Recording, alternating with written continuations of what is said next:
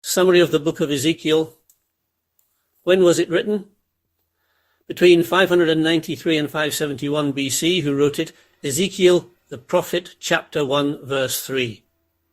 Notable people and places: Ezekiel, Pharaoh, Nebuchadnezzar, King Jehoiachin, Judah, Jerusalem, Israel, Babylon, Moab, Edom, Tyre, Egypt. Memorable sound bites. Then he said to me, Son of man, stand on your feet that I may speak with you. Chapter 2, verse 1, however, if you have warned the righteous man that the righteous should not sin, and he does not sin, he shall surely live, because he took warning, and you have delivered yourself. Chapter 3, verse 21, and I will give them one heart, and put a new spirit within them, and I will remove the heart of stone from their flesh, and give them a heart of flesh. Chapter 11, verse 19, I will execute great vengeance on them with wrathful rebukes, and they will know that I am the Lord when I inflict my vengeance on them. Chapter 25, verse 17, moreover, I will give you a new heart and put a new spirit within you, and I will remove the heart of stone from your flesh and give you a heart of flesh.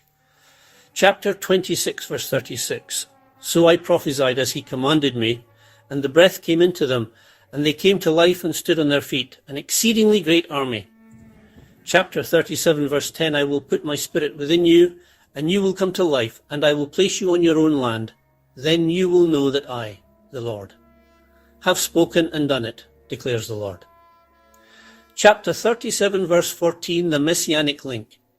He is the Good Shepherd. In chapter 34, verse 23, the book, Ezekiel was one amongst 10,000 Jews taken into captivity by Nebuchadnezzar after a Jewish revolt against their Babylonian overlords in 597 BC. He received his call to be a prophet when in captivity. See chapter 1, verses 1 to 3. Ezekiel begins with judgment on the house of Israel, and particularly on the leaders of the nation who have been lording it over the common people. Chapter 34, verses 1-6. Idolatrous elders are condemned, chapter 14, and Babylon is mentioned as the instrument of God's judgment, chapter 21, verse 21. In chapter 24, the Lord makes clear to Ezekiel that Jerusalem is under siege and will fall to the Babylonians, and he is not to mourn her loss. Nebuchadnezzar laid siege to Jerusalem in 588, and by 586 BC her walls were breached, and the city looted and burnt to the ground. It was the end of the reign of the house of David, temple worship, and the independent kingdom of Judah. The book is full of symbolism and allegory as Ezekiel is given visions of the future that include desolation and dispersion to Babylon. The surrounding nations are also to be judged for rejoicing at Jerusalem's destruction. Chapters 25-32.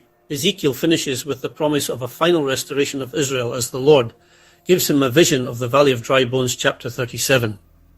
Then he said to me, Son of man, can these bones live? And I answered, Lord God, you yourself know.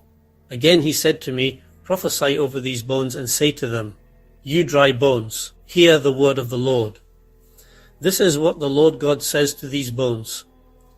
Behold, I am going to make breath into you so that you may come to life. And I will attach tendons to you, make flesh grow back on you, cover you with skin, and put breath in you so that you may come to life, and you will know that I am the Lord. Notes and quotes. Ezekiel was indeed the man of the moment as God placed him amongst the exiles to show that he was not only God in geographical Judah, but indeed God over all the earth.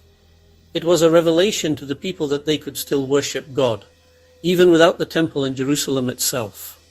The Lord made that clear when he instigated the ministry of Ezekiel after he was led into exile with the rest of them. The institution that we now know as the synagogue began in Babylon, and this played a huge part in keeping the nation together whilst they were in captivity. Sometimes, just when everything seems lost, the Lord will indeed show us a way forward. As an aside, followers of the cult movie Pulp Fiction will be more than a little familiar with chapter 25, and they execute great vengeance upon them. Samuel L. Jackson plays the hitman Jules Winfield and largely misquotes this verse before executing his victim. Interesting how the media often misquote or quote out of context the Bible when it suits them. Just saying. Meanwhile, please like and subscribe to see more Bible summaries and stories from the Bible.